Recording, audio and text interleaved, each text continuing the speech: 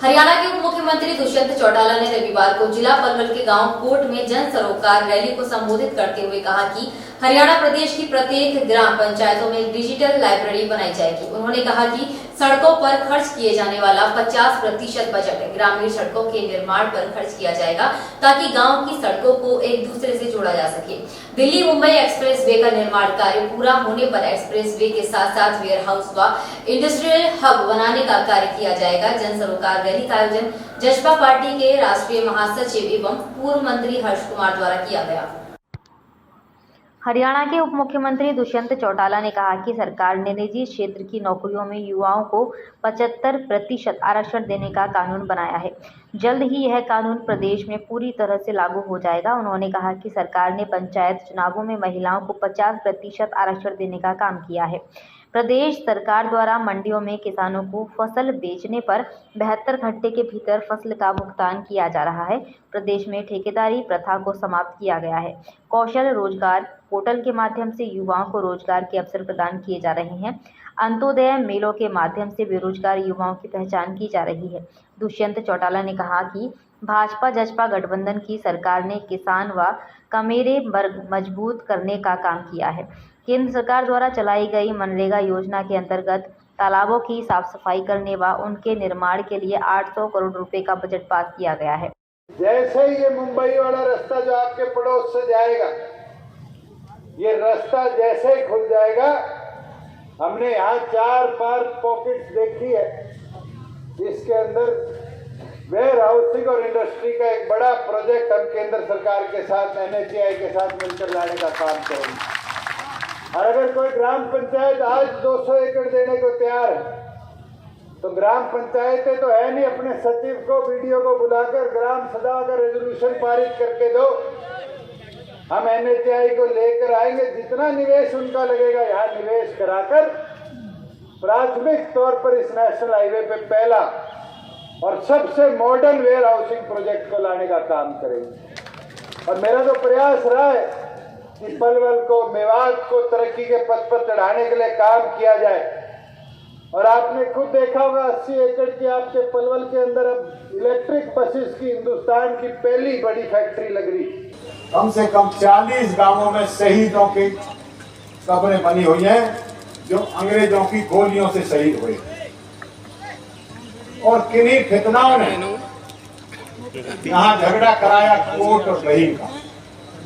Coat देवों का गांव है छिरकलोत का, बहीन हिंदुओं का गांव है जाटों का गाँव। जहां आज ये जलसा है यही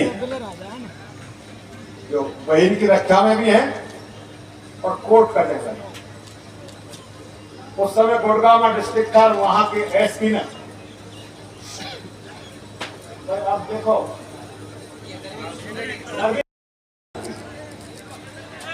और गुड़गांव के SP ने अपनी आंखों से देखी और जब उसके बस की बात नहीं रही तो गुड़गांव से अपनी कुमक लेके आया। जितने वो कुमक लेके यहाँ आया अपनी और फोर्स, इतने ही बहीन के चौधरी राधेरा और वह कोट के चौधरी ढूंढे खान है ऐसे ही भैया चौधरी ढूंढे 5 मिनट में फैसला हो गया कि आज के बाद भाईचारा लड़ेगा नहीं और मुस्लिम भाई अपने न कबर माटी दे दो और हिंदू भाई अपने न दान दे। जब SP यहाँ वापस आया,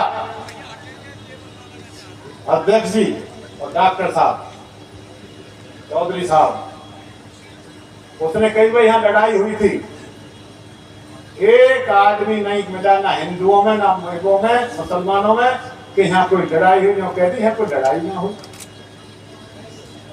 उसने खूब झक मारा, उसने कही मैंने ऐसा इलाका नहीं देखा और मैं SP लायक होने यहाँ से जाने के बाद जाएंगे। दादा बहार जो कोर्ट के थे, एक पंचायत हुई हिंदुओं की और मुसलमानों की और उन्हें कोई वीर नहीं मिला। जब दादा बहार से कही गई भाई दादा चौधरी है तू, भाई अकबर कहते तो लड़की लानी ही पड़ेगी। उसके रिश्तेदार अकबर के उसमें थे, बहन और बहनोई, उन्होंने मदद करी और दादा बहादुर उस लड़की को अकबर के महलों में से लेके आया। उन्हें फांसी लगी बहनों और बहनोइयों को,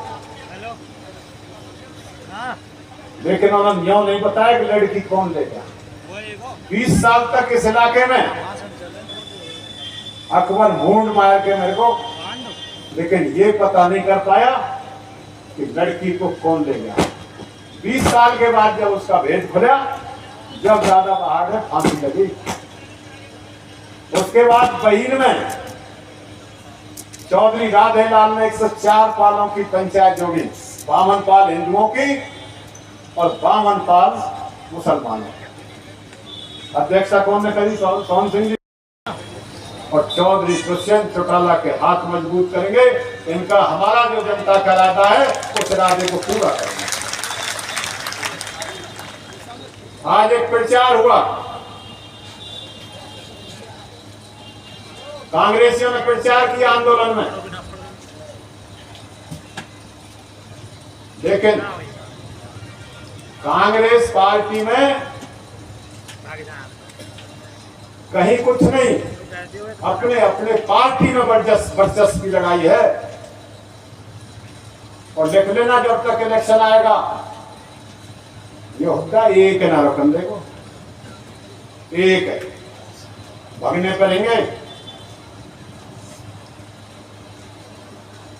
तो चौधरी साहब, ज्यादा नहीं कहूंगा, आपका, अपने नेताओं का, बांगड़ साहब का, सरदार साहब का और आपका, बुजुर्गों का, नौजवानों भाइयों का, सबका मैं स्वागत करता हूं।